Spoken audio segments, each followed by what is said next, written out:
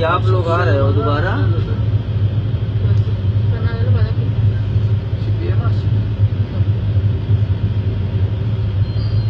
देख यार, हम इनसे तो कुछ कहते बनता ही नहीं है मैडम, है चुप मान लो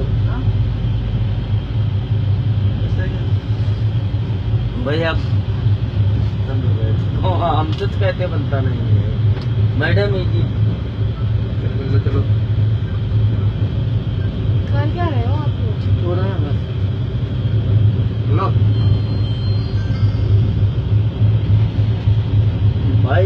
अरे ये कोई बात सर? हाँ दोस्त स्टाफ है भाई का तो क्यों भेजा वहाँ पे भड़का के? मैं बैठ जाऊँ, फैन कटवा था ना। और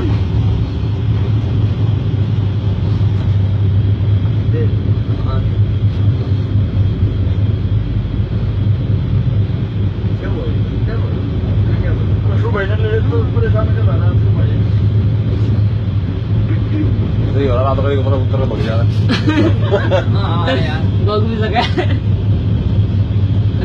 यार, सुबह को ले लेता भाई से तो यार, सब सुबह को भेजते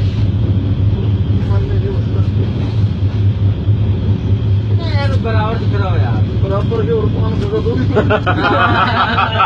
यार क्या बताया क्वालिटी।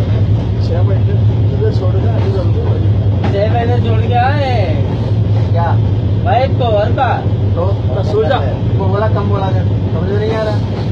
अरे पूरा समझ में आ रहा, सर जी तो है ना। हाँ सो जा, सो जा।